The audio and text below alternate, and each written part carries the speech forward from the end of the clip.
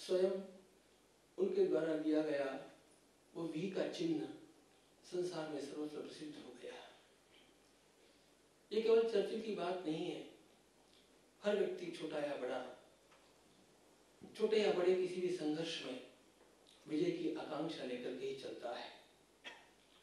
भगवान श्री राम विभीषण जी की बात को निमित्त बना करके हम लोगों को वह दिशा देना चाहते हैं। हमारे जीवन में जिन सद्गुणों की आराधना करके, जिन सद्गुणों का विकास करके हम अपने जीवन को भी विजयी जीवन बना सकते हैं, वे सद्गुण कौन से हैं, वे जीवन मूल्य कौन से हैं, जिन जीवन मूल्यों के आधार से कोई भी व्यक्ति अपने जीवन में विजयी होकर के रहेगा। प्रभु ने इसके लिए रथ का प्रतीक चुन लिया। बात विभीषण जी ने रथ की थी कि हमारे पास रथ नहीं है।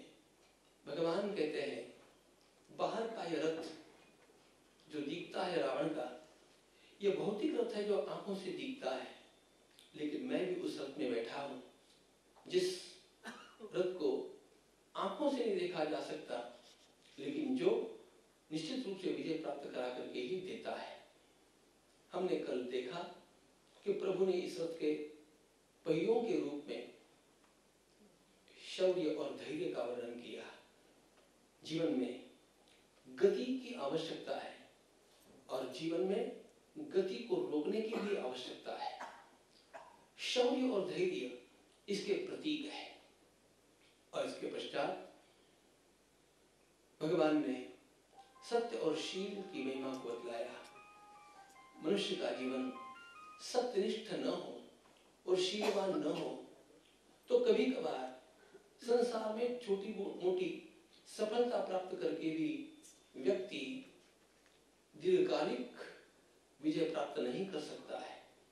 वह स्वयं लोगों की दृष्टि में गिर जाता है और समीप के लोग भी उसके जीवन को ध्येय जीवन नहीं मान सकते, श्रेष्ठ जीवन नहीं मान सकते।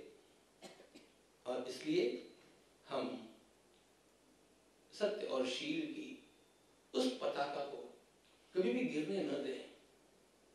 किसी भी संग्राम में अथवा चलने वाले इन मोर्चों में, इन आंदोलनों में आप देखते हैं किसी के हाथ में एक झंडा होता है और सभी लोग उस ध्वज को बड़ा महत्व देते हैं।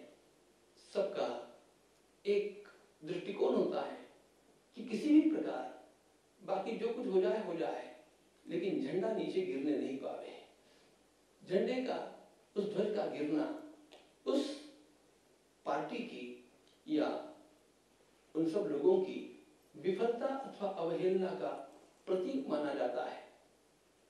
भगवान स्वयं जब सत्य और शील इन दोनों बातों को ध्वज की दोनों पताकाओं के रूप में प्रस्तुत करते हैं तो भगवान का अत्यधिक महत्व देने का मनोदय हम लोगों को दिखता है कि बाकी कुछ हम में हो चाहे न हो सकता है एक आध बार अन्य गुणों के अभाव में हम लोग जिसे सामान्य लोग विजय कहते हैं उस विजय को प्राप्त न कर सकें। हो सकता है हम छोटी सफलता प्राप्त न कर सकें, लेकिन यदि हमारा झंडा ऊंचा है, यदि हमारे शील के बारे में किसी के अंतःकरण में आशंका नहीं है, यदि हमारे सत्य के बारे में किसी के अंतःकरण में आशंका नहीं है, तो ऐसी स्थिति में मनुष्य विफल होकर के भी विजयी हो जाता है। और इसलिए प्रभु ने सत्य और शील को ध्वज का रूपक दे करके और हमारे सामने उनकी सर्वश्रेष्ठता स्थापन कर दी। किसी भी मंदिर में ध्वज में, किसी भी मंदिर में, रथ में अथवा कहीं पर भी आप देखेंगे ध्वज का स्थान ऊंचा होता है, सबसे ऊपर ध्वज होगा। चाहे मंदिर बन गया, कलश बन गया, शिखर के भी ऊपर ध्वज का स्थान होता है। मनुष्य के जीवन में सत्य और शील का स्थान सर्वोच्च होना चाहिए। और ये दो बातें जिसके जीवन में ऐसी विकसित हो गई कि जिनके लिए किसी के भी अंतःकरण में आशंका न रही, तो वह मनुष्य छोटे मोटे यशों को प्राप्त करे चाहे न करे, उसका जीवन विजयी जीवन कहलाता है। भगवान श्री राम अथवा अन्य सभी सत्पुरुषों के जीवन में आप इस बात को देखेंगे।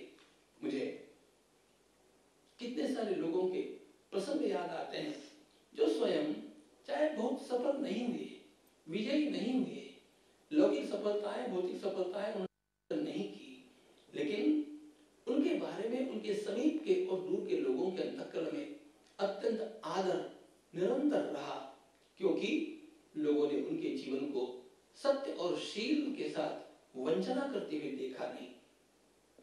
भगवान इसके पश्चात कहते हैं, जब मनुष्य को अपने जीवन के मार्ग पर इस रथ को आगे बढ़ाना है तो इस रथ को खींचने वाले घोड़े भी तो होने चाहिए।